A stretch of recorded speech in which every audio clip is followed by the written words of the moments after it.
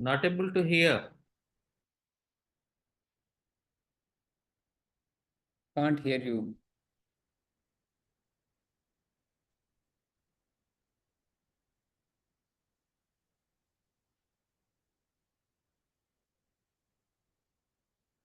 Still can't hear you.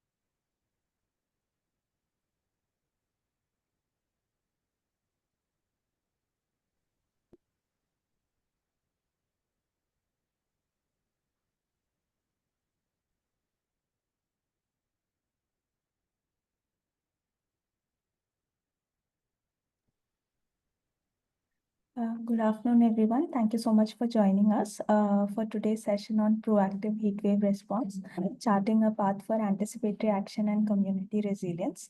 It's a pleasure to have you all here. For today's session, without any further ado, we have an esteemed panel. We have an esteemed panel joining us, and I would like to invite our moderator for today, Mr. Imran Majid, Program Director at AIDRA India. Over to you, Imran. Thank you, Michelle. Hope I'm audible. Yeah. Thank you very much. And I would like to take this opportunity to thank all of you who have joined us today on this consultation. This is a very important discussion that we are going to have today, and we have an esteemed panel of speakers with us today who will be throwing light on the proactive heatwave response and in line with charting a path for anticipatory action and community resilience. So all of us are very much aware of the heat wave that we have been facing in the country since last few years. Heat has been always there, but the kind of heat wave we are experiencing is very new. And this year also, we are already feeling the heat in Delhi itself. The February was very warm. Even January was recorded warmer than past many years. And March is already, I think, picking its speed towards the heat wave. Some of the cities in India are already recording the hot temperatures for the year. So we are getting there. We are getting into the dimension of heat wave. And considering all this, we ADRA India recently did an landscape study. We presented a report in coordination and collaboration with NDMA on diverse climatic zones on anticipatory action in heat waves from Indian community perspective. So after that report, we thought that report is not sufficient. We need to do something more to work on this heat wave response and anticipatory action with the communities. And for that, we need to build the awareness. We need to do consultations. We need to do response as well. So we have planned some key actions for the year, and we took. Thank you very much, Sphere India, for and giving us this opportunity to do this consultation in coordination and collaboration with you. I thank ICARS also for collaborating with us on this consultation. So this is the first step for us to move forward on the heatwave response in line with anticipatory action.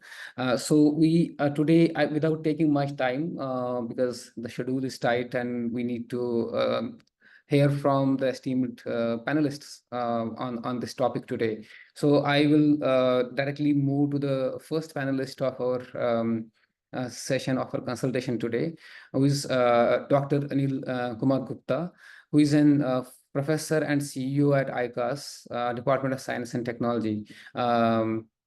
Government of India. So Dr. Anil, sir, will be talking on the causes, trends, and the future projections of heat waves in India. Over to you, Dr. Anil, sir. Thank you. Thank you, Dr. Imran and all the colleagues. I think past 3-4 days in Delhi the people who are in Delhi or who have visited Delhi in just for past 3, 4, 5 days. I think the experience over past 3, 4 days is quite enough to understand the heat wave challenge this year. Not only that I'm saying that it is going to be a heat wave year, or this year the heat wave will be more, but the kind of uncertainty. And this is just February has ended, and we usually perceive that the festival of Holi, it should not start the summer season. After the Holi is there, then the summer season starts. And that is this year the Holi is coming little early. Actually, the Holi usually falls in the later part of the March. So mostly in the month of March also we experience little bit cold. Now suddenly there is a swing past 5-10 years.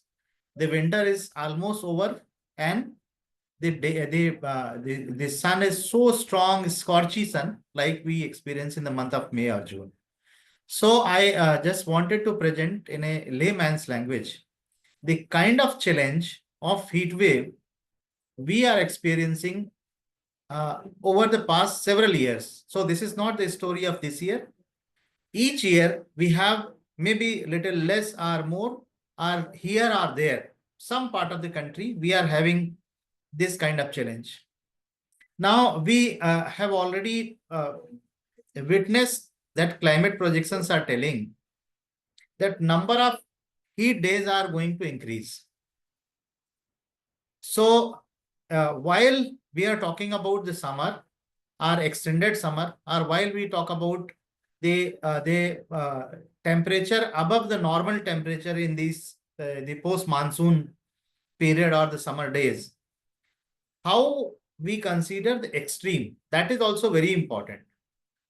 As per the definition of heat wave, we say that it should be 5 degrees above normal temperature of one place, but there are differential definitions from the colder regions. For example, for Himachal, for Jammu Kashmir, for other places, we will find that this definition would not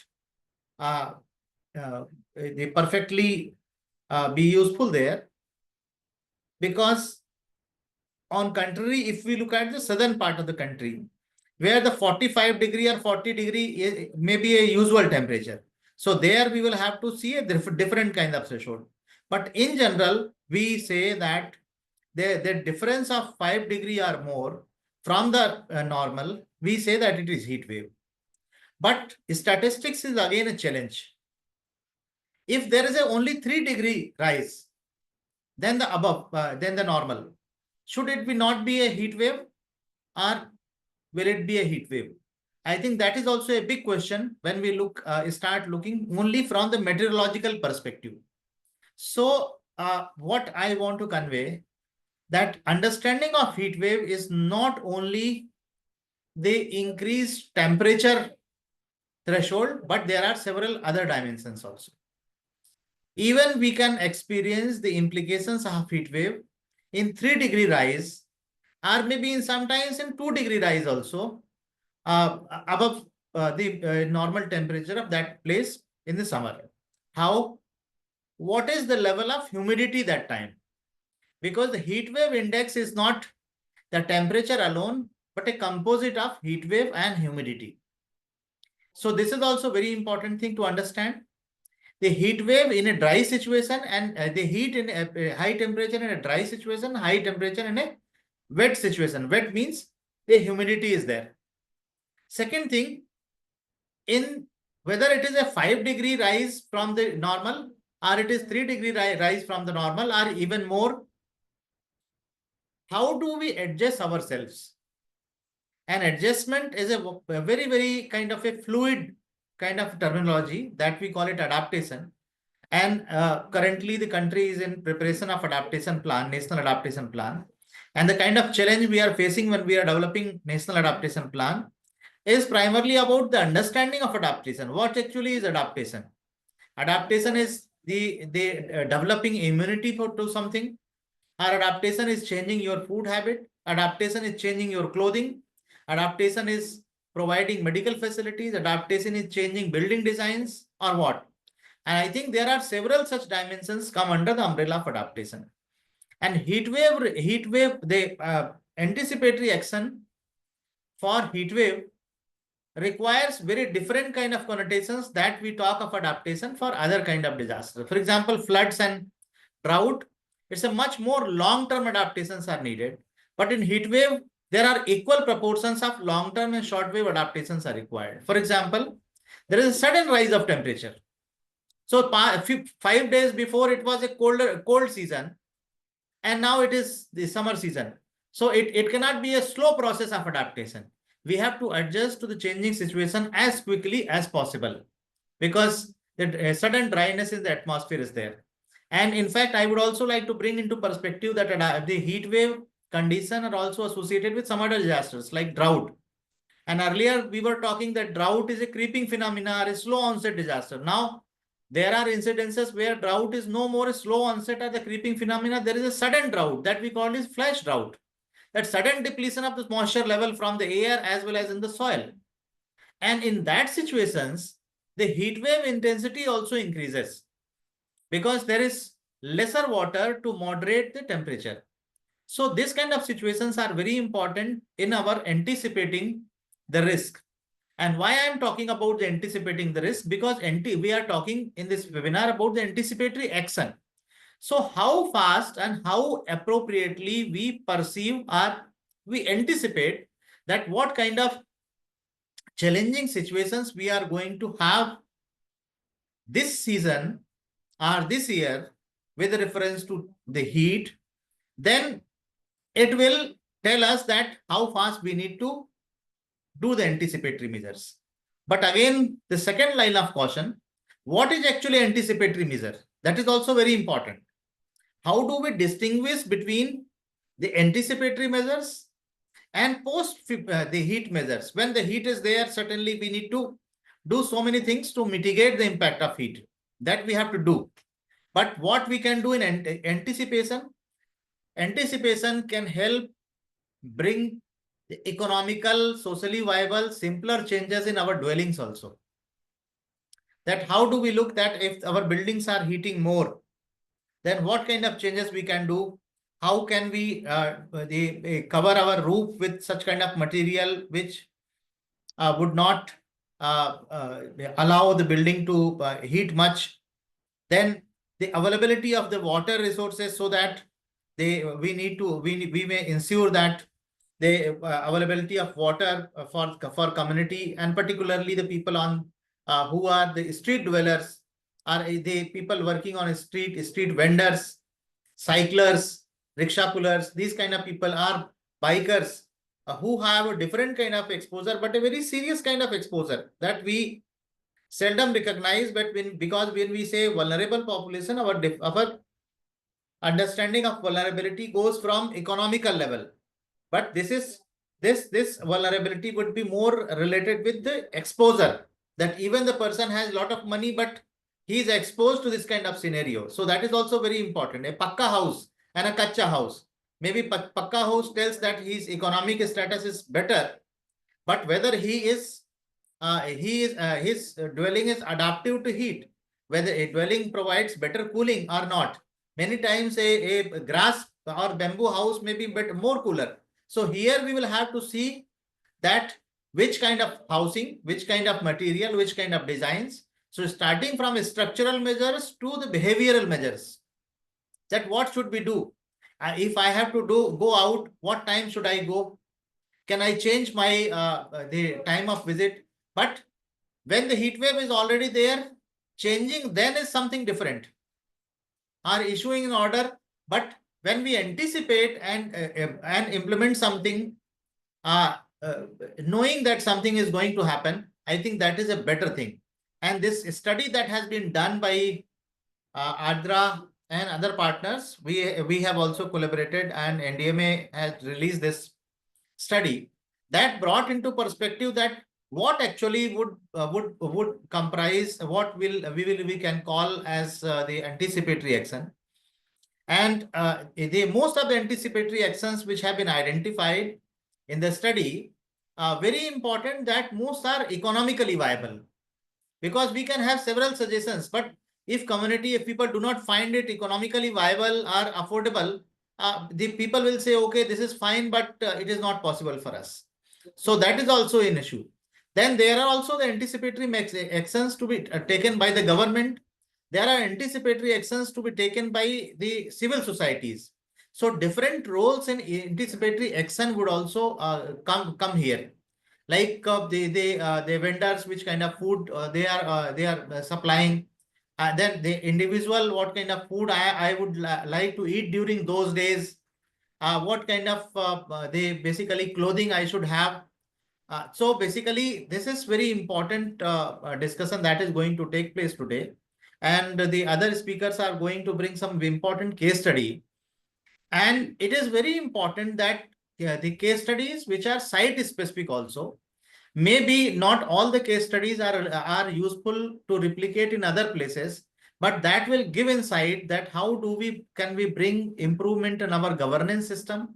How can we bring improvement in our behavioral pattern, and make people understand that what you will need to adapt given a situation. So what I'm saying, what you will need to adapt or do given a particular situation is about anticipatory action. That not necessarily I do it now, but when that kind of heat will be there, I would be required to do. So understanding this, having this kind of resources, having the knowledge from where I will get that kind of resources, this is more important for the anticipatory action. So these are few of my thoughts that I wanted to put on the floor.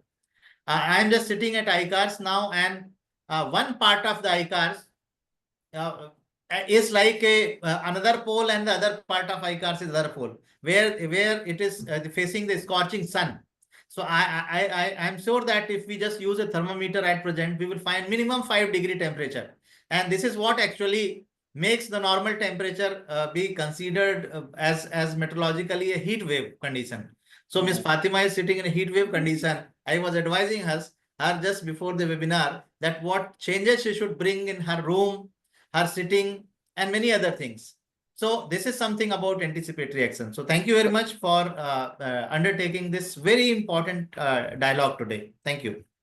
Thank you, Dr. Anil Gupta sir, for your enlightening thoughts on the subject of heat wave and anticipatory action. Yes, we are definitely facing the heat, and we need to think in anticipation of for our response. And the most important thing that you mentioned is the heat wave is different. It has different thresholds for different communities.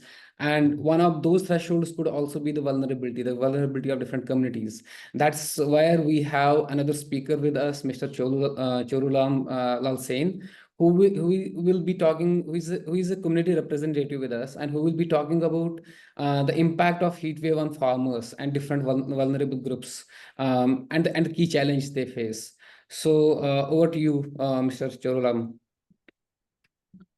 सभी साथियों को मेरा नमस्कार, खमा गणी। मेरा नाम, वैसे मैं सबसे पहले तो आभार अड्रा का, जिन्होंने मुझे इस काबिल समझा कि मैं कुछ अपनी कम्युनिटी की बात यहाँ तक पहुँचा सकूं। वैसे मैं पश्चिमी राजस्थान के बाड़मेर, जो भारत पाक की सीमा पर स्थित है, वहाँ पे मैं पिछले 30 सालों से काम कर रहा हूँ, और इसी कम्युनिटी के साथ काम कर रहा हूँ जो बहुत ही निम्न स्तर पे, जो लास्ट कोने पे खड़ी है।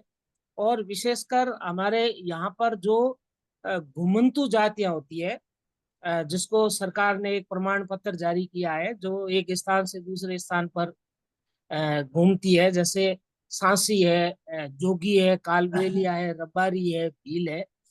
इस कम्युनिटी के साथ हम लोग काफी टाइम से काम कर रहे हैं। तो जैसे पहले सर ने भी कहा था, उसी तरीके से मैं भी वहीं से स्टार्ट करना चाहूंगा कि हमारे यहाँ पे बुजुर्ग लोग जो अभी बातें कर रहे हैं कि इस बार हीट वेव बहुत जबरदस्त तरीके से आने वाला है। ये हमारे बुजुर्गों की कथा है कि उन्होंने कहा कि जैसे लास्ट अप्रैल के बाद में हमारे यहाँ अक्षय तृतीया होती है, उसके पश्चात गांव ग्रामीण क्षेत्र में थोड़ी शुरुआत होती है गर्मी की, लेकिन अभी वर्तमान में फरवरी के एंड तक की पश्चिमी बाड़मेर के परिप्रेक्ष्य में मैं बात करूं तो 40 से अबव है टेम्परेचर अभी भी है। तो इस कम्युनिटी का जो मुख्य धंधा होता है वो रोजमर्रा का कमाना और रोजमर्रा का खाना, इसके अलावा कुछ नहीं है। और यहाँ पे 90% कम्युनिटी के पास कच्चे घर है, जो कंस्ट्रक्शन से जुड़े हुए कुछ लोग काम करते हैं, कुछ मांग के खाते हैं और कुछ पशुधन के साथ काम करते हैं। तो हीट वेव में जो पिछला हमारा एक्सपीरियंस रहा है, इससे भी पिछला रहा है, तो इसमें सबसे ज्यादा जो ये जातियां प्रभावित होती है, उसमें मुख्य रूप से जो 3-4 बिंदुओं पे मैं बात करना चाहूंगा। एक तो यहाँ पे पानी को लेके, जब हीट वेव होता है, अभी सर्दियों में भी सप्लाई नहीं होती है, तो हीट वेव में तो हम पानी की अपेक्षा कर ही नहीं सकते, क्योंकि पशुधन भी होता है, 30-40 किलोमीटर के परिधि से पानी आता है। तो हीटवेव में सबसे पहला जो प्रमुख है वो होता है हमारा पानी, जो पीने का होता है उसके लिए इम्पेक्ट पड़ता है। दूसरा, यहाँ के लोगों की जो आजीविका का जो स्रोत है वो बिल्कुल बंद हो जाता है, क्योंकि इस हीटवेव में कोई कंस्ट्रक्शन का काम नहीं करवाता है, अदर जो पशु से रिलेटेड काम होते हैं वो भी नहीं होता है, तो आजीविका का स्रोत बिल्कुल खत्म हो जाता है। और तीसरा सबसे जो उनका प्रमुख होता है वो होता है उनके लिए राशन, भोजन कैसे उपलब्ध करें, क्योंकि पर डे यदि वो कमा के खा रहा है तो हीट वेव में कम से कम 2-3 महीने तक उसको कुछ नहीं मिलता है। तो सबसे जो प्रॉब्लम आती है वो उनके खाने को लेके आती है। फिर उनके पास खाना नहीं होता है तो जो बड़े साहूकार सेठ लोग होते हैं उनसे फिर वो पैसे उधार लेते हैं, जिसका 50 से 70% उनको ब्याज देना पड़ता है, और अपने परिवार का कुछ गहने होते हैं वो रख के, तो वो जिंदगी में भी वो अपने जो गहने या पैसे है वो कभी भी उस साहूकार को वापस नहीं लौटा पाते हैं, क्योंकि इतना ब्याज होता है। तो फिर उसकी पीढ़ियां दर पीढ़ियां उनके आगे काम करती है, जिनको एक रोज सिर्फ खाने के मकसद से काम करती है। तीसरी, जहाँ हेल्थ की फैसिलिटीज की बात है, हमारे यहाँ पर कुपोषण की जो दर है, विशेषकर जो बच्चे और गर्भवती महिलाएं हैं और बुजुर्ग हैं, जिनको पौष्टिक आहार जिनको हम बात कर रहे हैं, वो यहाँ के नहीं के बराबर होता है, और हीट वेव में तो हम अपेक्षा कर ही नहीं सकते। तो यहाँ सबसे ज्यादा जो इम्पैक्ट पड़ता है हीट वेव का, वो बच्चे, बुजुर्ग और गर्भवती महिलाओं, इस पे बहुत ज्यादा इम्पैक्ट पड़ता है। ना तो उनको सही रूप से खाना मिलता है, ना छाया मिलती है, ना पानी होता है, और ना वो हेल्थ की फैसिलिटी मिल पाती है जो वो लोग जीवित रहे। तो बाड़मेर के परिप्रेक्ष्य में मैं यही कहना चाहूंगा कि इस कम्युनिटी को, क्योंकि बहुत सारी आपदाएं ऐसी होती है जो धीरे धीरे आती है और इम्पैक्ट भी धीरे धीरे पड़ता है जीवन में, लेकिन हीट में ऐसा है, अचानक आता है, अचानक सब कुछ उनका जो पशुधन का धंधा है, चाहे किसान के खेती का धंधा है, चाहे पर डे जो मजदूरी करते हैं, वो अचानक उस पर इम्पैक्ट आता है, और ना उनके पास ऐसी कोई शेविंग नहीं होती है, तो वो एकदम उस पे बहुत सारी विपदाएं आ जाती है। तो बाड़मेर के परिप्रेक्ष्य में यही कहना चाहूंगा कि हीटवे के तहत यदि कोई एनजीओ है या सरकार है जिनकी भी जिम्मेदारी है, तो 3-4 हमारे बाड़मेर के परिप्रेक्ष्य में 3-4 बिंदुओं पे हमेशा प्री प्लानिंग होनी चाहिए और उस पे काम होना चाहिए। राशन और उनके आजीविका को लेके, पानी को लेके, और जैसे शेल्टर होम है उस तरीके को कुछ लेके होना चाहिए। मेरी तो यही अपेक्षा है बाड़मेर के। Thank you. Thank you, Choru Lal ji. Thank you very much for bringing the perspective directly from the community to this group. This is very enlightening. This is very important for all of us to understand how the community, what challenges does the community face during with this heat wave.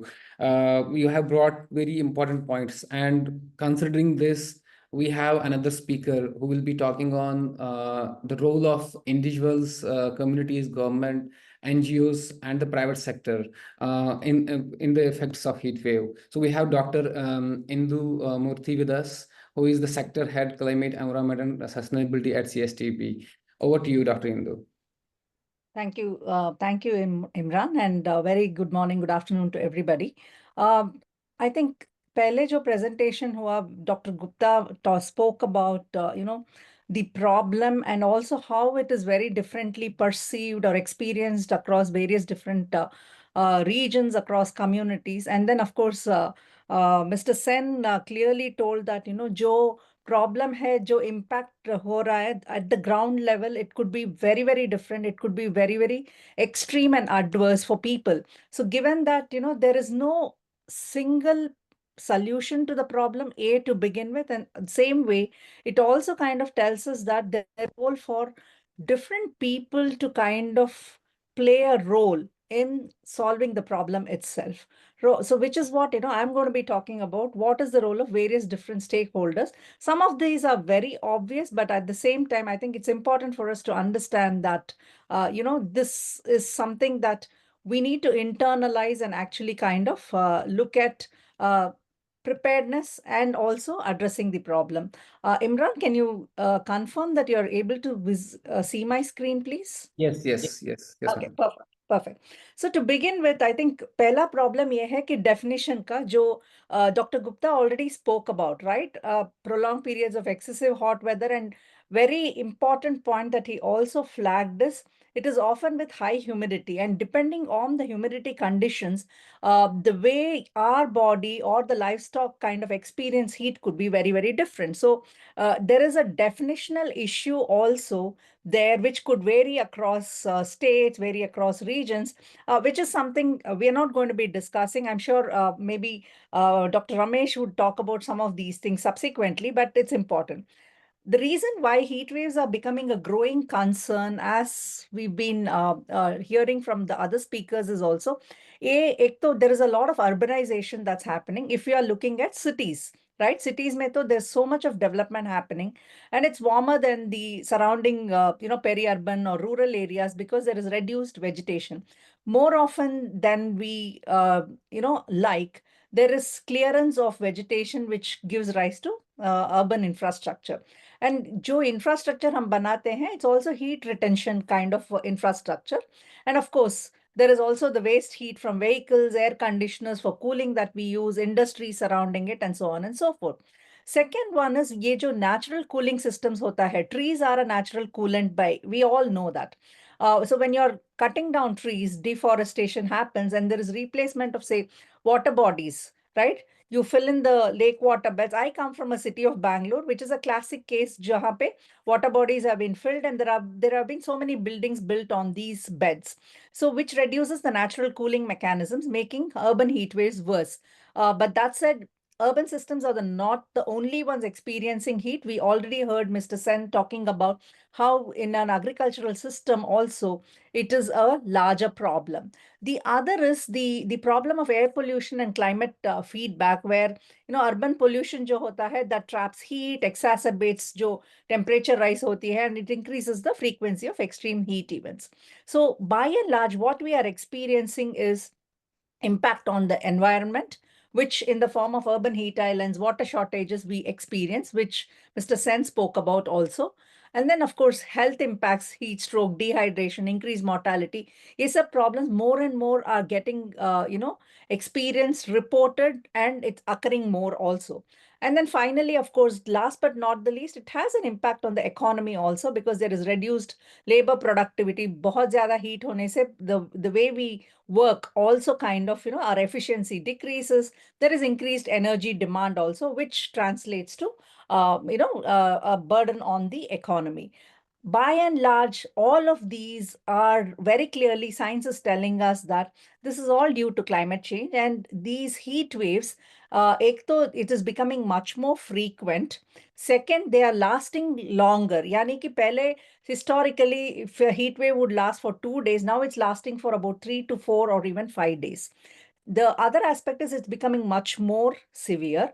The third aspect is the uncertainty around heat waves. I think Dr. Gupta mentioned this. He said, you don't know when it's going to happen. And secondly, it's also being experienced in places which historically had never had a history of a heat wave. Classic case again is Bangalore. Bangalore is kind of experiencing in February, extreme heat, which is pretty much unusual. So ये जो surprises होता है, the kind of shocks that the systems are experiencing is becoming much more a larger problem, which is why it is a growing concern. So moving on, so who are the key stakeholders? Now we heard reference to each of these in both the talks that happened before I came in. One is, of course, the reason I've put the scientists and researchers is that there is a lot that still needs to be understood with respect to heat waves and its impact on ecosystems as well as people.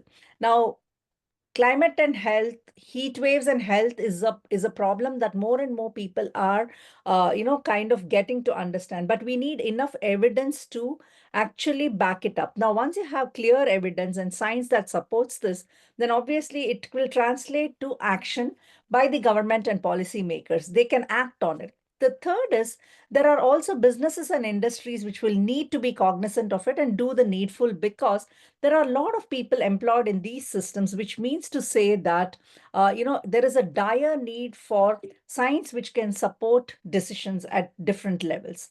The more important thing is, of course, NGOs and environmental organizations, which are, the support, the backbone of many of the actions that happens, right? Be it awareness building, be it action on the ground, they play a larger role too. And of course, you cannot discount the fact of local communities and individuals also. So we'll look at each of these quickly. Now, governments, we all know that, whether it is a heat action plan development or an early warning system or an emergency response strategy, they play a very big role in that, and they're already doing it. The map on the right basically kind of tells you the heat action plans that are already in place in many of the cities around India. The other aspect is investment in urban planning and infrastructure, particularly in emerging, in kind of developing kind of systems, a mandate on, say, green buildings, heat-resistant infrastructure that could potentially be built, and also expanding green cover in cities becomes the government's role to play. And then, of course, policy ho sakta hai, but it also has to be implemented. So when, in combination with the way the businesses look at it and in combination with the policies that mandate it, there are regulations on working hours during peak heat. How do you subsidize cooling solutions for vulnerable populations? Because everybody cannot afford it. Affordability is the biggest problem. In many of the solutions that we have, access becomes a problem. So government has a very key role to play in these aspects. Moving on, when you kind of look at, the role of NGOs and CSOs, as I already said, community engagement, because a lot of it is about awareness also. Kabhi we don't even recognize that we are experiencing something because of extreme heat. So awareness drives around it. Training on first aid for heat-related illnesses. NGOs and CSOs are playing quite a bit of role in this. It has to be deepened and widened. It's very important given the size of the scale of the problem that we are looking at.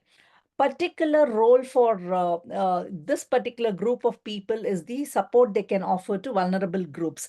Koi cooling kit ho, water stations, water vending machines, etc. Jahan pe slums mein ya rural areas mein, it becomes really important. Here, let's not forget that we're not talking just about people. Livestock is a very important sector also, which supports rural livelihoods. How do you kind of manage livestock also in extreme heat waves to support the farmers? The agricultural systems is also an important. And of course, advocacy and research, whether it is lobbying for policy change or for promoting heat resilient urban planning, this group of stakeholders have a very, very important role to play there. Then comes the private sectors or the businesses.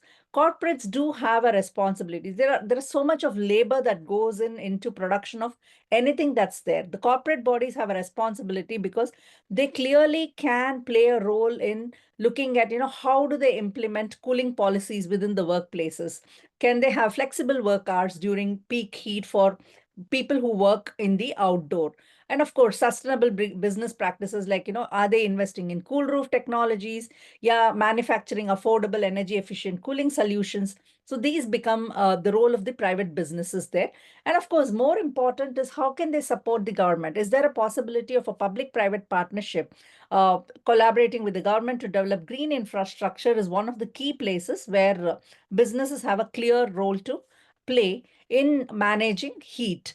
Then comes, as I already mentioned, the scientists and researchers. As I said, data becomes the fundamental foundation and the backbone of policy making. So studying heat wave patterns, predicting future trends, and also developing newer technologies, keeping in mind that we are looking at a very disaggregate kind of a system. We are looking at populations with different affordability. We are looking at populations which cannot afford to stop working at a given point in time. हम ये जाके नहीं बोल सकते कि अभी heat wave है, ये मत करो, वो मत करो, because without they working, they will not be able to probably earn that money that they need for food for that day. So there are a lot of people who are day wagers. So which means, can we come up with innovative solutions, keeping in mind the vulnerabilities, keeping in mind the varied populations that we are looking at is the role of scientists and researchers. That is very important, and this feeds into policy making. Last but not the least, obviously, we are at the receiving end, individuals and all put together, the communities together. So, when we look at communities, you can come together as a community. I think COVID was a classic case when, people came together to look at, how do we come up with solutions? How do we manage a problem? So I think there are ways to do that. So likewise, cooling centers, setting up shaded areas, hydration stations, pani ke liye, vyavastha karni chahiye. So people can come together and do it. And then, of course, urban greening initiatives. We do hear and read about lot of, people coming together in a tree planting initiative, ya rooftop gardens promote karne mein, ya community water conservation efforts mein. There are a lot of already great examples around the country, which we will need to leverage and see how do you look at it, how do you kind of leverage it for managing the problem of heat. And of course, awareness campaigns, you can look at educating vulnerable groups about heat wave risk. It could be children, laborers, elderly, koi bhi ho, how do you kind of come together and, build that awareness. And then, of course, as individuals also, there is a personal preparedness. Dr. Gupta talked about, dietary changes. What do you eat during peak heat period? So that's an individual choice. I think that we need to be aware of it in the first place to make that choice. And then, of course, personal preparedness, staying hydrated, peak sun hours may not stepping out, wearing light clothing. So these are also things that could be done. There are also kind of, experiments, or, scientists are also looking at how do you kind of create clothing which doesn't warm up, which has an inbuilt cooling kind of a thing. It is research. It is there, but the point is, how affordable is it? How many of us can actually kind of gain access to it? That becomes important. Home adaptation, I think, jahan pe, where there is a kind of a pakka home that is there, wahan pe, reflective paint, green roof, cross ventilation, cooling techniques, in sab ke bare mein baat kar sakte hain. But the point to be noted here is, again, it is to do with very kind of organized kind of systems. But then if we are looking at, say, migrant populations who have makeshift arrangements for staying, or even in cities, jahan pe slums mein hote hain, jahan pe tents mein rehte hain, how do they even do all of these things? There is no way they can implement this. So is there an alternative that we could think of? So I think as individuals, we can think about certain decisions, but then there is policy, there is science, there is a whole lot of other players who would play a very important role to enable the individuals to act as well. And of course, energy conservation ke bare mein to, I think each of us have a role to play so that, there is less heat that's emitted. And then especially urban systems, urban heat island is a huge problem. So can we opt for energy efficient devices? So I think each of us have a role to play in the way we look at the problem and the way we are addressing the problem for ourselves and for the larger community. Dr. Indu, I am sorry, I will have to either stop or kind of tell you that we are running out of time. So maybe you can. I'm done. I'm done. I'm Okay. done. It's just Thank one you. more slide and I'm going to conclude. Thank you Yes, very I'm much. done. Yeah. So, and there are enough case studies around the world to say that, whether it is policy driven, whether it is community level decisions, or whether it is a kind of an action plan that's kind of led to effective solutions. So we have very clear examples to learn from, and we could definitely kind of pitch on those. So this is my last slide. So all I'm trying to say is that there is a role for each one of us, whether as individuals or communities or NGOs or private sector, and of course as government, to stay prepared, to build resilience, to support vulnerable groups, to make innovation, and also finally implement and enforce heat adaptation policies. Thank you very much. Thank you very much, Dr. Indu. This is very insightful for throwing light on the role of different stakeholders. Each one of us has a role, and all the stakeholders do have a role, including the communities have a role in this. So you spoke about data. Data is very important. While we were working on the report recently, we found that there is a lot of data available, but there's a lack of concrete data in this scenario. So yeah, I think that is there also we have a role to play in building that data around this. And you also talked about urbanization and urban heat islands, how these are contributing to the heat wave. So there is where we have our next speaker, Mr. Mihir Bhatt, who will be talking on the what strategies can be used to mitigate the urban heat island effect and reduce urban heat. Over to you, Mr. Mihir Bhatt. Thank you. Thank you, Imran Bhai. Thank you for inviting me. My very best wishes to the participants. To inform you, it's almost 42 in Ahmedabad, which is most unusual. So I think heat waves are acting faster, taking anticipatory actions faster than we are to protect ourselves and cool. I think I'll pick up from Anil ji has mentioned about urban heat island, and that's what I've been asked to speak about.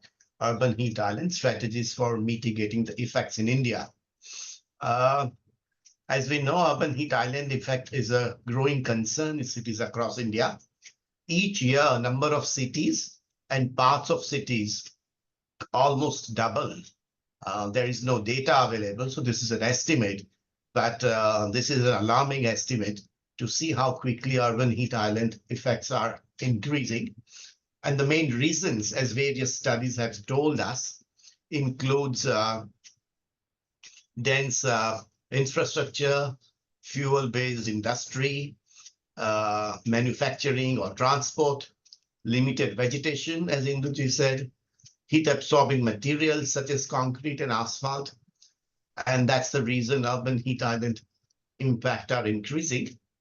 We have not talked about rural heat island impact, which is also something a lot being talked about, especially among the scientists, but we'll keep that aside for a while. As climate change intensifies, the extreme heat events are becoming more frequent and severe, more cascading, and posing serious risk to life, livelihoods, and public health infrastructure, and overall urban livability. So cities become ovens, tandoor for us during the summer period. To mitigate the urban heat island effect, cities must implement a combination of local, nature-based, technological, and policy-driven solutions at a larger scale. And that's something which is definitely very important to keep in mind. Most of the actions where we put our money should be local, nature-based, so it doesn't harm the nature anymore. Technological as far as possible, soft technology, hard technology, both, and policy-driven at a large scale. No point doing a city here or a city there. Of course, it's useful, but we need to do it at a large scale. Number of cities and towns must increase. One of the first areas that I'd like to point out is cool and reflective urban surfaces. Traditional urban surfaces like asphalt and dark rooftop absorb and retain heat, as it was just mentioned, exacerbating the urban heat island effect. Replacing these with cool roof and cool pavements, cool storage areas, materials designed to reflect more sunlight and absorb less heat can significantly reduce surface temperature. White or light colored roofs, for instance, as we know, reflect solar radiation and can decrease indoor temperatures, in many cases up to 3 to 4 degrees, quite easily at very low cost, lowering energy demands for cooling. Similarly, permeable pavements not only reflect heat, but also reduce surface runoff, helping manage urban flooding very well. So such transformative surfaces can generate new skills and employment. And that's another added advantage of transferring the surfaces into cool surfaces. So that's one area. The second area, I have 4 areas to talk about. The second area is green technologies innovations for heat mitigation. The emerging technologies offer new opportunities to cool urban heat. Smart sensors and real-time heat mapping allow cities to monitor temperature variations and identify hotspots. And this is now quite possible for any city to do. It's not restricted to large metropolitan areas. Advanced cooling technologies, such as passive cooling systems and heat-resistant building materials, working with solar or wind or other renewable energy, can further improve urban climate resilience. The integration of renewable energy sources, particularly wind and solar-powered cooling solutions, can help offset the increased energy demands caused by rising temperature. The next action area is water-based cooling solutions. Water plays a crucial role in heat mitigation. Incorporating water bodies, fountains, urban wetlands helps cool the surrounding environment. Encroached upon city lakes and ponds, most of our cities and towns have encroached on the ponds and the lakes around them. So de-encroaching them, turning them into, again, water-retaining water bodies. And the regeneration of riverbeds are a way ahead for cool cities to take place. Cities can also implement sustainable water management practices, such as rain gardens and other items. We can talk about that during question answers. The next item for action is community-based policy-driven mitigation approaches. And I will not go too deep into this because Induji has quite clearly mentioned that. The only item I want to emphasize, especially Fatima ji, you'll be very interested, is the cooling business plan, early warning, and related actions add to urban cooling. Governments can also support low-income communities, often the most vulnerable to extreme heat, by providing water sources, cooling centers, subsidies for home insulation, and access to affordable cooling technologies that they are already taking. So you don't need for them to take new actions, but actions that they're already taking. And the last item is green infrastructure and urban forestry. And this cannot be emphasized more, this separation between adaptation measures, between mitigation measures, and between anticipatory action are useful to understand, but in concrete terms, that separation should be integrated. And green infrastructure and urban forestry is very important. Expanding green spaces such as parks, green roofs, tree-lined streets is one of the most effective ways to reduce urban heat. Vegetation provides shade, absorbs heat, and cools the air through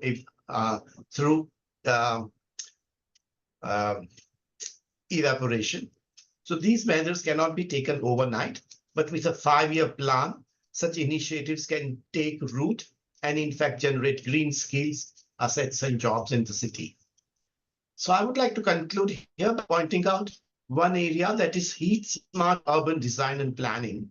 Being an architect urban planner myself, I see tremendous possibility for all of us to rethink the way we are building, the way we are planning our cities, and make it more extreme heat sensitive or heat smart cities and heat smart buildings. There's a whole range of activities which could be done related to walls, layouts, a whole range of things.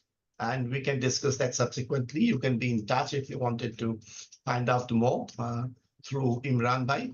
But that's something is very important, and we can't overlook that. Otherwise, we'll be making cooling effort, but building cities which will turn into ovens, tandoor cities, if I may call so. So concluding, the mitigating urban heat island effect in India requires a multifaceted approach, combines natural solution, technological advancements, and community-driven policies. As climate change continues to exacerbate heat-related challenges, proactive and inclusive strategies will essentially in ensuring urban heat resilience and safeguarding public health in India and India cities is very important, but it's also possible. Thank you very much. If there is any question or anything you need to ask, feel free to let me know. And Imran Bhai, again, thank you. And the panel for giving me this chance to share some of the ideas drawn from AIDMI's work. And congratulations to ADRA for an excellent report document that you have come up with. I hope it's used widely during this summer. Thank you. Thank you very much, Mihir Bhai, for your insightful thoughts. You are leaving us with a question, I would say, on are our cities ready for this heat wave? And in fact, the rural areas also, there are some questions regarding the same in the chat box, but we will discuss them later on. So there is, while this needs a multifaceted approach addressing the heat wave, but also I think there is a role of early warning systems as well in there. So next speaker we have is Dr. J Ramesh, who will be talking on how can early warning systems, last mile connectivity, and early action be strengthened for heat wave preparedness, because it's very important for communities to be prepared to receive the early warnings. Over to you, sir. Imran, are you able to see my screen? Yes, yes. So I'm happy to be part of the distinguished panel, Mihir ji, Indu ji, and Anil, and several others. Namaste, namaste, Ramesh ji. I didn't know you'd be here. I should have made much shorter presentation. Thank you, thank you. Namaste. No issue at all, Mihir ji. It is always. So you have covered many things. I will only talk about early warning related aspects, how early warning information, and already heat wave impacts which you have been experiencing at least last 5 years, starting 5 to 10 years rather from 2015. So we have to prepare ready for some proactive response actions, and followed by an anticipatory steps which NDMA, several others have incorporated in their state heat wave action plans and city heat wave action plans. We know about all this from 2015 to 2018. A lot of effort was done to improve the early warning system drastically. So you can see that very clearly most of the India has heat wave trends, and then the large area, no area is spared, and the maximum is over West Rajasthan and Gujarat and central India and UP and all we know. But this year, what is the peculiarity of this year? That's where I want to spend more time. These are all statistics. Many of you must have seen heat wave moves from different places from April, May, June. And then these early color coded warnings were given from 2015. And the validation was done, and it was all very good, and states started responding also, like regulating the school timings, office timings, and making available the drinking water at different parts of the cities. And some actions are taken, but what is really missing, I'll briefly touch upon. So we could able to reduce the mortality significantly with the serious implementation of heatwave action plan starting from Ahmedabad. So that I should mention. Trigger for heatwave action plan in India and demanding early warning information for that was the city of Ahmedabad. And this was recognized and all. More importantly, now we have to see. So out of these, in 2024, so you can see these are the that dark brown is days that were recorded above 1.5 degree anomaly from the pre-industrial area. You can clearly see in recent years, as you as you move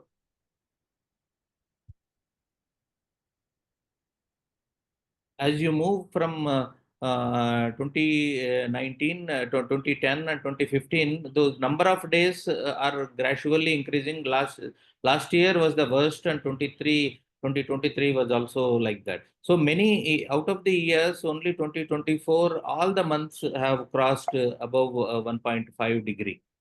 And this is IPCC, what it has told is already when 1.1 degree warming is there, that we have crossed in somewhere in 2015. So it will be moisture is also added. Warming brings in, makes the atmosphere to hold more moisture, that we all know about it. So more moisture makes, adds more discomfort to the human body. So that's how once in a year heat wave will increase by 2.8 times. When we cross 1.5, that we have crossed now. So it will be 4.1 times, which used to happen in once in 1 year. So this is the sort of frequency we are already in, this kind of frequency. When it go to 2, it will be 5.6, and all this, the intensity of the heat wave will increase, and that impact will be more because of higher and higher moisture will be added to the heat. So that's where the more and more effort for preparing for heat wave becomes very important, minimizing the exposure for that matter.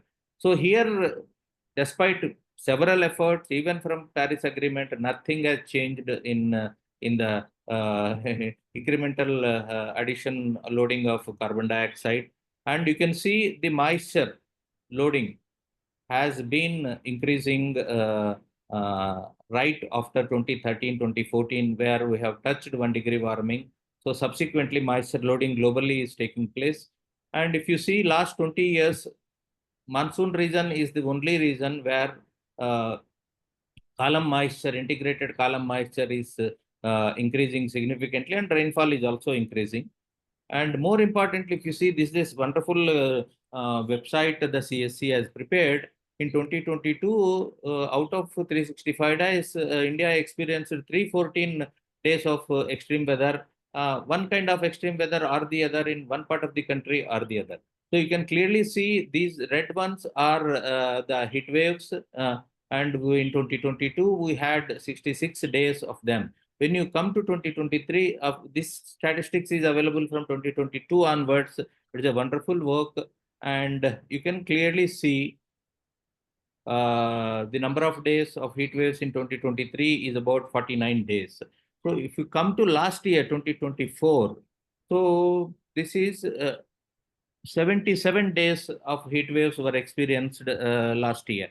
And last year also, so much additional moisture loading was also there over South Asia. So more importantly, if you see, important critical thing, heat waves so far in last 3 years were happening in later part of March, most of the years, at least last 3 years. So what is unique, which is, this is a moisture loading evidence of over India in the recent 20 years. Peculiar thing is 2024, we had all the months are recorded plus 1.5 degree warming. Only in 2023, it was from September 1.5 degree. So this was the uniqueness of 2024, and we should have anticipated that whole year is above 1.5 degree. Those subsequent months, particularly starting from January, February, March, subsequent year will have, because atmosphere is warm, at surface is warm, already extra heat is already there in the Earth system. So it is going to be different. So this kind of message, which was there in the horizon, but we have not noticed it above that. Moreover, if you see January 2025, it has 1.75 degree above normal. So which is much higher, 0.25 degree warmer than the whole of 2024. So this is an indication. Because of that, so this predictions for February and March temperatures, there are above normal indications were there in most parts of the countries, particularly western part of the country, Bombay. So already Ahmedabad, Bombay, this side is experiencing, and some portions of peninsular India, Kerala are also experiencing, where this was done in based on the January, no, 1st December. This is the December prediction for February. This is January prediction for February. So models were telling, and IMD has issued these alerts also. If you see from right from 29th January onwards, we have been seeing warmer peninsula particularly, and maximum temperature anomaly is clearly there.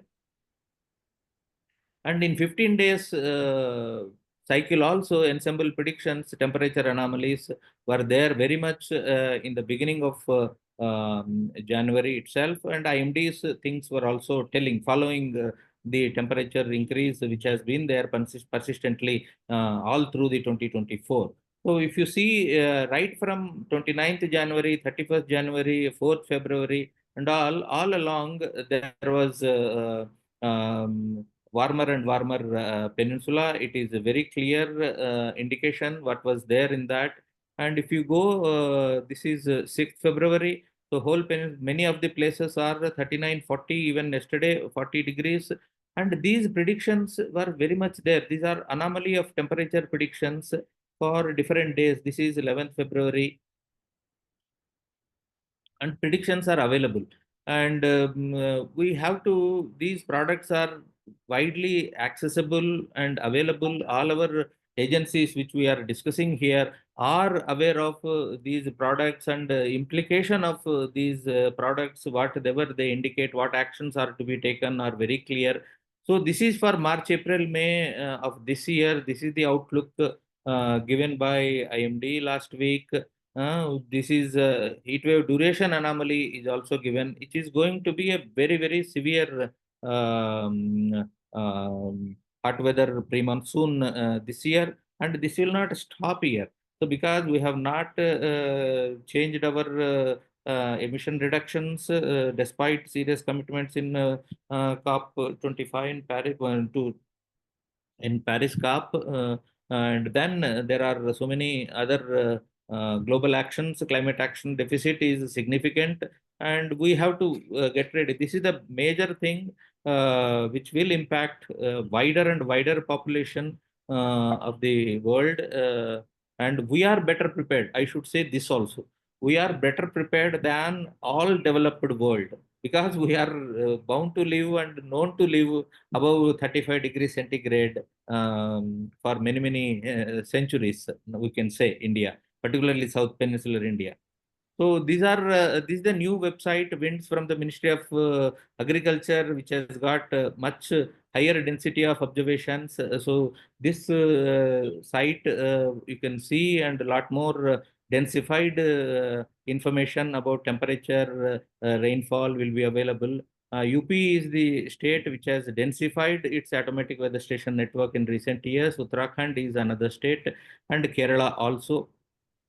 So these are in real time data is getting live. And more important thing, this is the one which I want to spend at least 30 seconds. So these are the district. Every district is prone for multi-hazards in this country, that we know very well. But many of the districts are vulnerable to heat wave and plus. You can see cyclone, flood, heat wave, cyclone. So if you see all over the country, it is vulnerable, leaving few districts where white patches are there. They are not vulnerable to heat wave. But this is what heat wave action plan should be implemented truthfully for every state of the country. And early warning, based on early warning, apart from early warning, preparatory actions based on the conditions which are happening in 2024, accumulating heat impact conditions which are developed over 2024, which the way we have ignored should not be ignored in future. And then our preparatory actions for facing the more hot and humid conditions starting right from end of January, that should be the anticipation. And at the end of the monsoon, whatever water is available, we should seriously allocate for drinking water purposes, and then hospital arrangements for that morbidity can be put at minimum at whatever possible primary health centers. Starting from primary health centers, we should make them ready for heat stress management, and several other actions we have to put in place well before right from October itself. The action plan should come into force for facing the hot weather conditions starting from end of January, maybe February, and all exams up to 8th standard should be over by end of January, because children of lower and middle schools will be the most vulnerable people. Their exam should be over. Our exam should start and end by 10 o'clock in the morning. So another step this is to be taken, because schools, we have to provide safe drinking water and assured electricity supply for the schools to take care of the heat stress impacts. So these are some of the things which I just wanted to flag for your consideration. Thank you very much. Over to you back, Imran.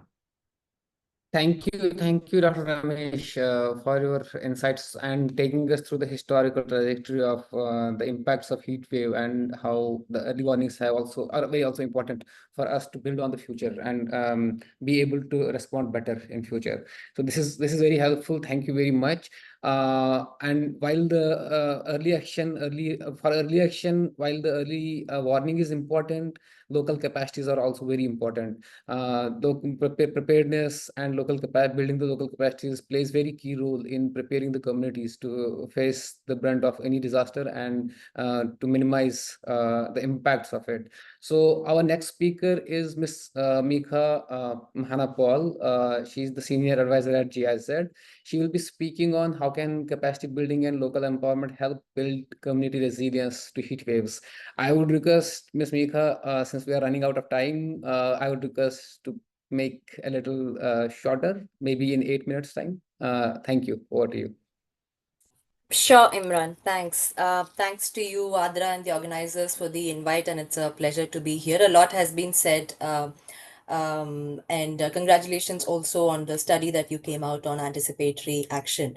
So I represent GIZ, the German Development Corporation, and related to this topic, we work a lot on climate change, but we have a couple of Indo-German Development Cooperation projects that's looking at this quite closely. So I lead a project on adaptive social protection. It's called ULSER. And we focus on rural areas. So I'm hoping that, some of the ideas that we share will also answer some of the comments.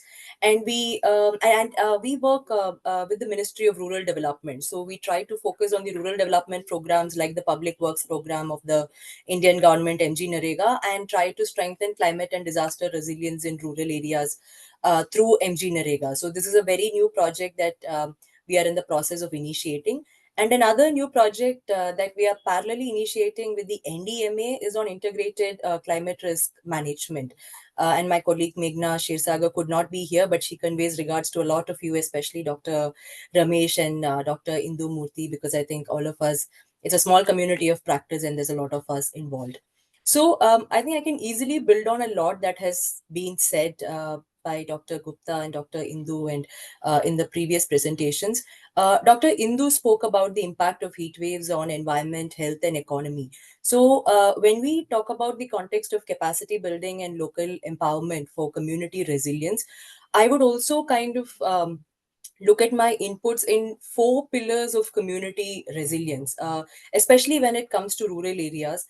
I think economic resilience is the first bucket. And the other 3 pillars that I would look at would be social and human resilience, institutional arrangements and partnerships, and environmental resilience.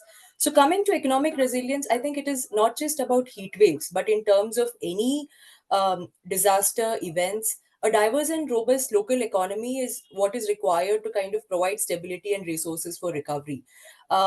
So economic resilience could range from access to jobs, financial resources, local businesses. But in the context of rural areas, what we have seen is a diversified basket of livelihood interventions is what keep people going, because people often don't have one job or one livelihood like how we have in the formal sector and in the cities. So how to diversify that bucket so that people have an income resilience that is accumulated to kind of meet the needs when it comes to recovery in a post disaster scenario. Also, from a long term adaptation perspective, how can we work towards a living income approach? So wherever it is, rural or urban areas, I think people need to have a decent standard of living to be able to kind of meet any shock that comes. So what is that amount of income? What is how can we move from a minimum income to a living income approach where people can meet some of these shocks and doesn't need to fall back on social security or social protection measures quite often. So how to create that kind of resilience? Also, when we then look at diversifying livelihoods, how can we look at climate resilient livelihood options? How can we look at low cost, low input options? For example, in our last project, we worked a lot on moringa plantation. So moringa is drumstick, right? It is low input, it grows faster, it has a high income potential. uh, it is also climate resilient from different kind of aspects. It's very friendly for even smallholder farmers. So how could we look at climate resilient crops or drought resilient crops from an income enhancement perspective? I think beyond economic diversification, one area that we really need to also work on is financial risk instruments, and especially in the context of heat waves, something that's becoming very popular is parametric heat insurance. There's been enough and more case studies, including the work of Mahila Housing Trust. So, how can we build that safety net? Because, like all my previous speakers mentioned, heat wave is a reality, and we are right here. People are now getting paid out of this insurance. So, it is not anymore a case where it might happen and we might need it. I think we need to have these different kinds of safety nets in place, and financial instruments is something that we should really closely look at. Coming to the pillar of social and human resilience, I think so far in rural areas, we rather have mechanisms and not a concrete heat action plan or infrastructure measures as such.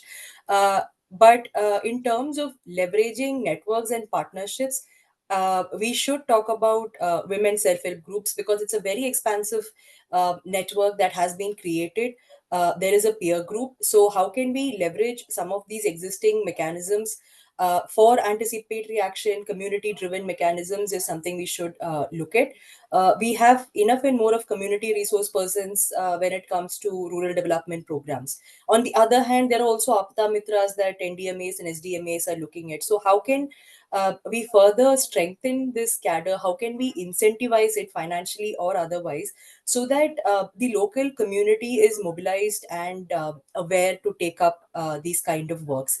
Something that we want to do when our project is on the ground on adaptive social protection is to also look at different cadres of the MG Narega program, because it has a high amount of resource that is available for rural infrastructure creation, and also a high level of technical workforce. So they have worksite supervisors called mates. There are also barefoot technicians and others involved. So, for resilient infrastructure planning, for community awareness building, these labor groups that meet every day at a Narega worksite is also sources where we can use for awareness creation and mobilization. So, how to also skill them on topics that can be complementary to disaster risk management and climate change is something that we are really looking at. And I think also these networks and cadres can be leveraged for capturing indigenous knowledge and positive deviance in the community, so that we have champions from within the community and always we are not reinventing the wheel. So, because traditionally, how have people dealt with it, how to bring that knowledge into mainstream, upscale it, and adapt it to other contexts is something that we can think of. Um, the third arm that I want to focus is on institutional and financial arrangements. I think we have a lot of plans in this country, also in rural areas and urban. If we specifically look at the Connect between climate, disaster, and rural development, then what we would like to do is look at state action plans for climate change, district level disaster management plans or state level disaster management plans, and then also look at this bottom up planning processes of Gram Panchayat development plan and MG Narega, because the biggest pot of money that is available is for MG Narega, and try to see how can we kind of bring this together. So especially for climate adaptation related topics, how can we kind of do works that matter through MG Narega, considering events like heat waves that are definitely recurring in nature. How can we see that, okay, the works are planned much before heat waves occur, so that people do not turn back to programs like MG Narega because they don't have any other option during a heat wave. Rather, there is an income resilience that is built before the heat wave itself. There are infrastructure in place so that shock responsive mechanism and a safety net need not be MG Narega always. So we would like to work on decision support systems that can align these three planning mechanisms at a district level, and further then use capacity building and skilling mechanisms to take this to the ground. Again, local level awareness on climate change and DRR, of course people know, but now connecting this to a scientific planning process, I think these two communities of thought needs to be bridged. So this is where we also see the use of GIS and remote sensing technologies, all the spatial layers. A lot of information is available on Government of India's various platforms. How can we bring this together? So at local level, through MG Narega, there's a lot of scientific planning that is happening. It might be rudimentary, but we can easily say that 70-80% of India's Gram Panchayats have some kind of a rudimentary GIS plan today. How can we layer that with a heat action plan or a heat action response, and give more scientific information to the ground, so that your local elected representatives, to women self-help groups, to the community in general, are more informed of what kind of measures they need to take on the ground, be it people related, be it infrastructure related, and whatever these are. And I think we have a lot of data sets, and not just about improving the data sets, but how can these data sets talk to each other is at a national or a regional level work on institutions that needs to be done. And we are hoping that multi-sectoral dialogues, bringing all these communities together across government, across NGOs, private sector, that's a huge space to work.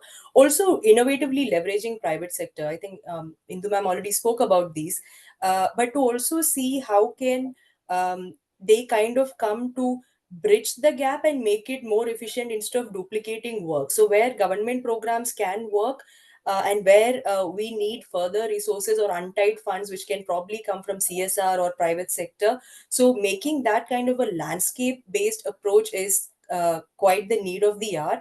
And there are many examples of ITC doing resilient village planning, and other private sector donors also coming in. The last pillar I want to touch about is environmental resilience. While we talk about heat waves here, we are living in a multi-hazard situation. So we can see drought hit zones getting flooded, drought and flood coming in the same location, same year. So I think somewhere we also need to have the long term perspective in mind.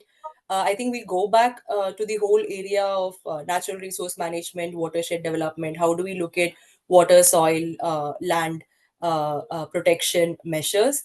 And how can we look at programs like MG Narega for this rural infrastructure creation based on a scientific planning approach? Also, topics like ecosystem based adaptation needs to come back to being important than ever. So India is blessed with ecosystems of forests, aquatic systems, wetlands, and so forth. But how do we also make that more mainstream and look at adaptation very seriously in the context of disasters? And my last point would be on looking at integrating with renewable energy technologies. Already we heard about cooling stations and other examples. Low cost, local technology measures, such as using bamboo for livestock shelters, because we keep talking only about, I think, human beings. Livestock also becomes a big point of concern when it comes to topics like heat waves. So how to also integrate decentralized renewable energy solutions for rural areas, how can we make a cooling station more affordable and located for the rural population. I think yesterday I was reading of how even the common ground such as parks in urban areas can be open at all times so that at least the shade of the trees can be useful for people. So from simple measures to more innovative resilient infrastructure measures is probably the need of the hour. So let me stop there, Imran, and take questions if required. Thank you. Thank you, Ms. Meekha. Thank you very much for speaking on the importance of capacity building and local empowerment. I think the point which is very also important is capacity is there, but we need to emphasize and increase our exchange of different stakeholders at the community level and at the larger level also to build on this further. Thank you very much for speaking on this. While we are talking on the heat wave, and the impacts of it, different vulnerabilities. I think the inclusion of persons with disabilities is very important. So we have the next speaker with us, Advocate Abhishek Kumar, who is the founder and curator, the Sangyan Liar Environment Research and Disability Rights Advocate. He will be speaking on how can disability rights be incorporated into heat wave preparedness and response. Advocate Abhishek, I would request you to please, since the time is too short, we have very less time left for us. So I would request if you can conclude your session in 5 to 6 minutes, maybe, probably. Sure. Thank you for having me and building upon the previous presentations. First of all, I would like to share this boiling frog syndrome to highlight how why heat wave still continues to be a growing concern and not maybe the priority concern. Now coming to the with respect to inclusive heat wave action, the major highlight I want to bring is how it has almost being one of the being a silent killer is one of the major reasons of uh, physical and mental health crisis, and especially among the vulnerable communities, be it children, senior citizens, and especially person with disabilities, among whom I am talking about. In As per some data, we have 33,000 deaths because of heat wave, and one of the major things, the priority because of which the thing is happening is disability adjusted life years. So the people are losing almost 5 10 years, and the person without disabilities and person with disabilities are losing from 10 years to 20 years of their life, living in a non-optimal health and mental status because of heat wave and other climate change conditions. And it affects in a lot of ways, where the symptoms and how it is impact is there in the infographic. Now, going forward, this is one of the case studies from last year when, as another previous speaker was talking about, accessible warning system, early warning systems. So when the early warning systems are not actually made universally accessible, it doesn't cater the needs of, let's say, person with blindness who can't read the text unless the screen reader is there, or person with speech or hearing impairments. So those non inclusive or early warning system and early action systems have resulted even deaths of person with disabilities. So when we're talking about why person with disabilities are disproportionately affected, the three major factor is because they are greater exposure, because they are the socioeconomic most backward communities. So they are mostly living in the areas or the ecosystems where they are more exposed to heat wave and its intensity and frequency. Secondly, they are high sensitivity. So they are person with disabilities for whom, forget about 40 degrees Celsius, there's a condition called multiple sclerosis, where even 30 degrees Celsius is a huge deal for them and they need to take the medical care and assistance and so on. And it is from a lot of disabilities. And the third is their lower ability. The concepts called a capability approach. So because person with disabilities among other vulnerable communities, they have less ability to, mitigate and adapt and make climate resilient infrastructure, or heat wave resilient infrastructure or housing, or find livelihoods that are heat wave resilient. So in those contexts, because of these three factors, they are disproportionately impacted because of climate change induced heat wave is acting as a threat multiplier that is not just affecting their let's say physical health and mental health. It is affecting their cost of living, their quality of life, their mental health. There's a concept called eco anxieties that is being triggered because of intensified and frequent heat waves. It also affecting their livelihood, migration patterns, even menstrual hygienes. It also triggers violence among women with disabilities and children with disabilities, and it is also causing losses and damages, as there's a loss and damages of, let's say, a rural population or aggregate crops or livestock. It is also the damaging losses and damages of assistive devices and technologies that our person with disabilities are using and are dependent upon for day-to-day lifestyles. Now moving forward, the heat wave or the climate change induced other extreme weather events actually have this four order impact in immediate, short term, medium term, and long term, which is affecting their physical mental health, as I stated. Then it also decreases their capability uh, to work and get employed in a dignified employment and livelihood. It also increases their uh, insecurity with respect to the financial, social, or economic insecurities, and at the in the long term, it affects their disability adjusted life years, where the quality of life gets compromised because of that. Going forward, I would like to just share two case studies.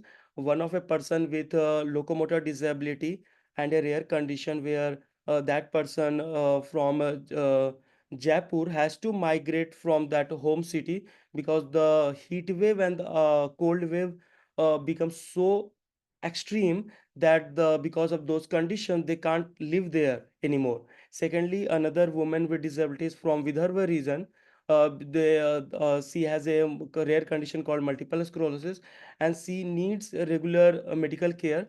But because of heat wave, her the medical expenses get multifold. So from, let's say, without heat wave, it is, let's say, 2000 per month. It rises in the months of April, May, June to 10,000 and so on. The medical expenses rises because of the uh, heat wave, especially for person with disabilities. The next, I would like to give this perspective that how, even when talking about person with disabilities, is just one category, or which is not true, because there's according to the Rights of Person with Disabilities Act, there are 21 recognized disabilities, and they are very different from each other. So their requirements are very different from each other. And apart from this horizontal diversity, there is also vertical diversity, when there are children with disabilities, youth with disability, trans with disability, minorities with disability, women with disabilities, and so on. And one good case study I would like to share is regarding last year general election, when Election Commission of India came with this heat wave resilient elections, where the minimum facilities were provided to senior citizens and person with disabilities. So we need to integrate or mainstream those kind of good practices across themes and sectors. Next is the Sachet when we're talking about universally accessible climate communication. So Sachit is one good example which ensure linguistic accessibility, but they are not provisions for providing, let's say, image description of what is actually being shown for person with disabilities or person with low vision, or message being received in sign languages for person who can't having speech disabilities and so on. So we need the Sachit is a great initiative, but we need to make it more accessible for person with disabilities. Next slide is the concluding slide, where when you are talking about the way forward, we need to ensure that the principle of leave no one behind, not at just the uh, implementation level, but also at the formulation level, at the consultation level. We need to ensure that we leave no one behind, and there is nothing without us, the person, be it the person with disability, be the children or anything. So also the two approaches, the locally led mitigation and adaptation, and community based mitigation and adaptation. So these approaches needs to be mainstream, and when we're talking about community, it must also include person with disabilities. The third way forward should be the early warning and action systems, which is universally accessible, and which has to be universally accessible, and also provide for person reasonable accommodation. So a lot of the time, person with diverse disabilities and chronic illnesses and invisible disabilities, they also have this regional accommodation where they need to be provided and accustomed to. It has to be customized and not just straight jacketed. The other thing is also there are so many disabled and senior citizens and children who need caregivers. So in cases of, let's say, extreme weather events, especially when the mobility and they are maybe a time left alone at the home, so in those contexts the caregiver needs to be integrated. Also there should be inclusive climate education. So there's a things like climate anxiety among especially person with disabilities and senior citizens, that how we are going to deal with this extreme weather events and so on. So in those contexts, the communication and education needs to be ensured, the dissemination of information needs to be ensured, which also needs to be accessible, be it digitally or if the information is in the physical form.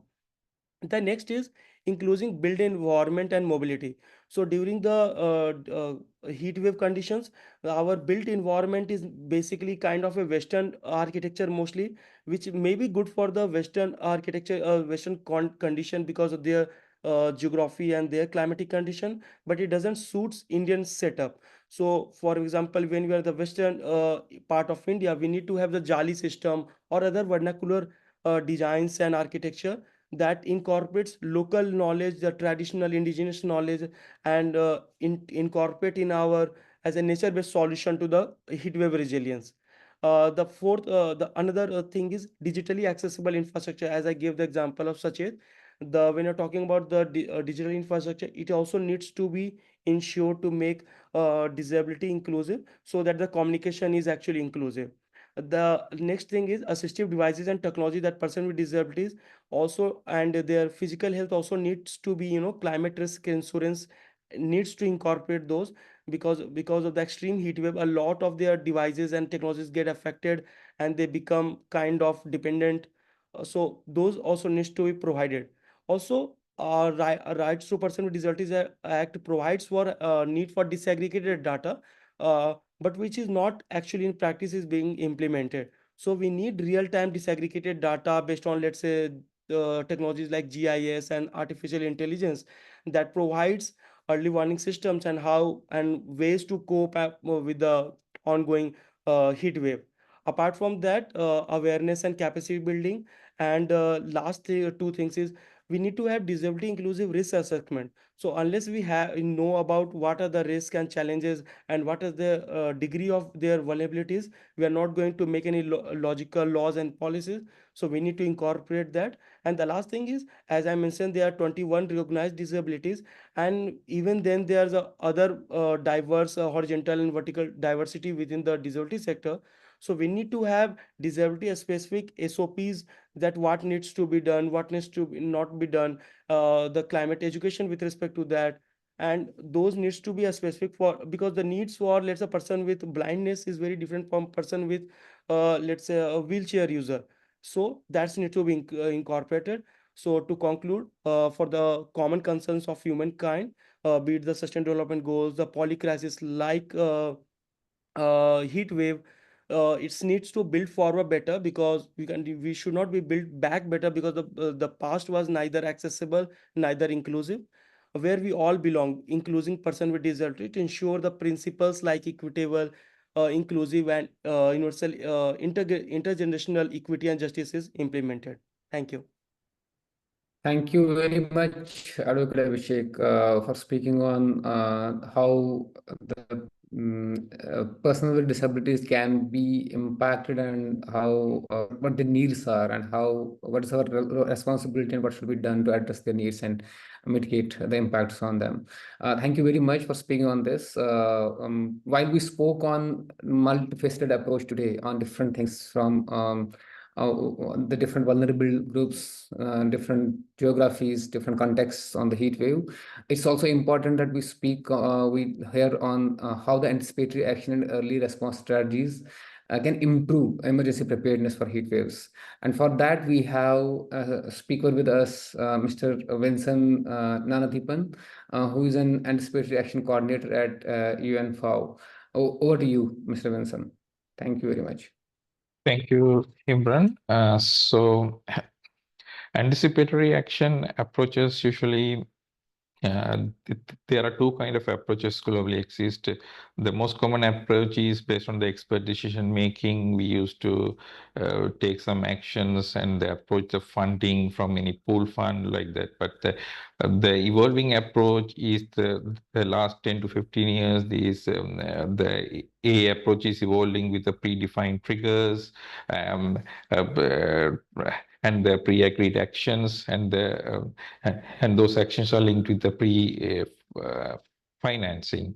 So to establish an anticipatory action system, we used to so we might have three phases. One is the preparedness phase, which mostly take 6 to 9 months, because we used to have kind of institutional framework and the developing the protocol, triggers, and any simulations of those kind of activities. Everything comes under this preparedness phase.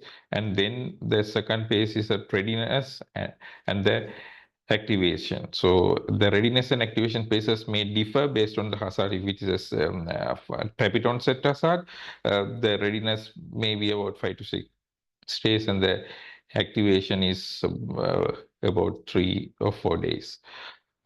So we used to, in Sri Lanka, commonly we used to adopt 6 steps to establish the system. First step is the historical impact analysis, to analyze the hazard occurrences and its impact. And then based on those, we used to develop the crisis timeline. So the crisis timeline will give us an idea to get appropriate anticipatory decisions on time. And then based on this crisis timeline, with the support of stakeholders, we used to identify the anticipatory actions, and at the fourth steps, those actions will be validated with the community. And then we will prepare the anticipatory action plans that includes the budget, beneficiary selection, and everything. And at last, we used to do a community level simulation for the anticipatory action. So that's in nutshell the 6-step process that we used to adapt to establish anticipatory action system.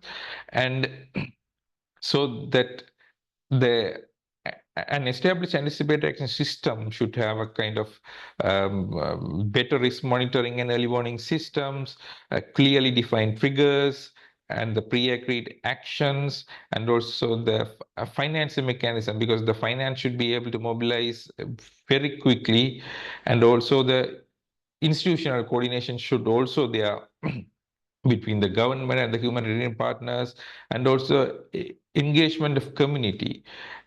So those kind of key elements should be there in an established anticipatory action system. So the anticipatory action system has so there are some example I can quote from countries like Bangladesh.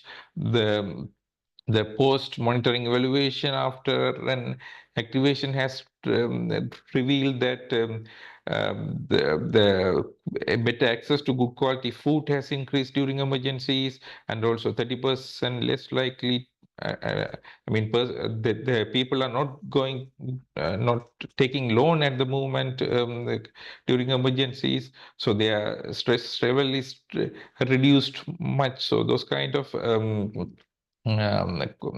analysis has been done in terms of anticipatory action in different countries, even in countries like Mongolia, where they use zoot. So the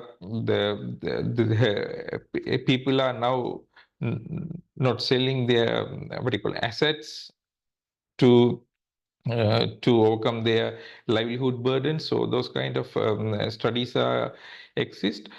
And also at the national level, countries like Sri Lanka, Bangladesh, Philippines, they have a kind of technical working group, both led by government and also humanitarian agencies. So those working groups facilitate the coordination So that whole, and also the capacity development of various actors engaged at the in the anticipatory action, and also at the regional level, there's a Asia Pacific Technical Working Group exists under the regional UN system.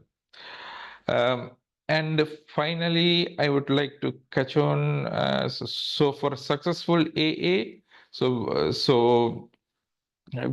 we need to adapt three AAA approach: anticipate, act, and adapt. Because we can't at once, we can't establish the system. We might need to do some pilots and test, and based on that, we might have to adapt. And also, we should not get caught into too much on this science when we are developing the triggers threshold levels. So we might have to keep things simple, and also the approach should be harmonized approach, not a silo-based approach. So each organization, because at some instance we have seen that for one particular local entity, for same hazard, there are different threshold level by various organizations. So we should avoid that. We should have gone for the harmonized approach, and also the coordination should be led by the government. So these are some key points I just want to add during this time. Thank you. Thank you so much, Vincent, for sharing the different steps of anticipatory action system and engaging different stakeholders for a coordinated response. This was very helpful. I'll be stepping in since our moderator for today's session is experiencing some network issues. Even though we have overshot the time, I think we'll be able to take a couple of questions. So if any of the participants would like to raise any questions or share any comments, you can either use the raise hand option and we will unmute, we'll be able to unmute you, or you can share your question over the chat.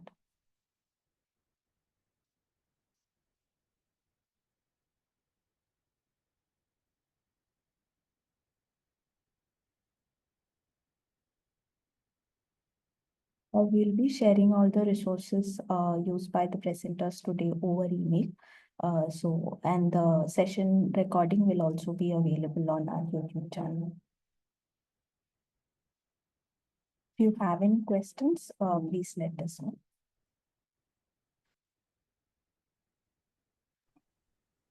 Hi, this is Meekha Vadhwa. If I can ask one. Please go ahead, ma'am. Yeah, so awareness is definitely one answer to my question, but still we are lacking on that. The pre-alerts, which mostly we receive at the real ground level, doesn't reach to the concerned. Like there was somebody who's talking about from the Ghumantu group. And actually, these are the real-time problems which they have been facing, and mostly with the help of this entire team, we have already been trying to be proactive, but mostly we are reactive. And that is where most of the damages are happening. So is there any mechanism by which we can actually reach the ground level and get more prepared for the situations? Would any of the panelists like to take this question?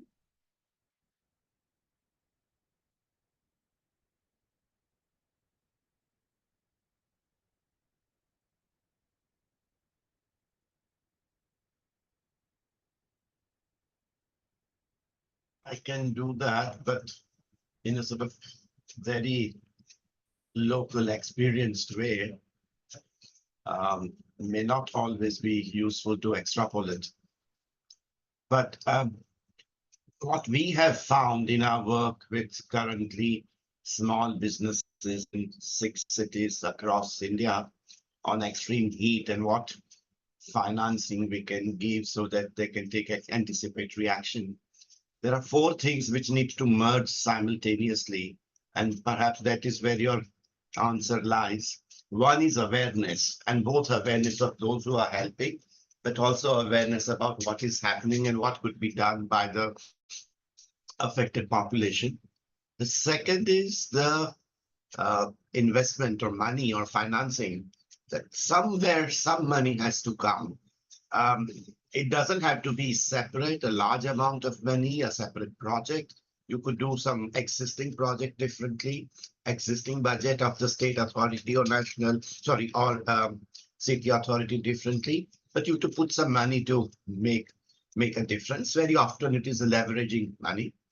Third is about the governance, that it can't work the same way it has worked before. So some arrangement has to change in terms of either the municipal authority or, for example, urban planning, if it's a planning issue, or, for example, if we are doing resurfacing to make the surface more heat reflective, maybe tendering process, I don't know. But something has to change as far as the governance is concerned. So that's a third thing. When all these three things meet, investment, awareness, and governance, the anticipatory actions become far more realistic at the local level, definitely, and far more impactful. Thank you. I hope it gives you a location of where your Indeed, answer is. Thank you. yeah. That's quite a good kind of a reply, because this is what I was also thinking. But the problem is that who's that governing body who will get involved to drive this, like as a project, or maybe investing money. So it's again that we look up to the government for this. So you are Or right. it is the Somebody private. has to lead this. You're absolutely right. Somebody Exactly. has to So lead. that is where my actual question lies. And my hope is, Meekha ji, that my hope is that the communities will start taking the lead, because ours is a democratic country, are very smart people, very, very capable, outspoken. So they should start taking the lead where they can't. Maybe civil society organizations such as ADRA can help them take the lead. Where that is also not there, maybe an IDM or NDMA, state authorities can help them take the lead.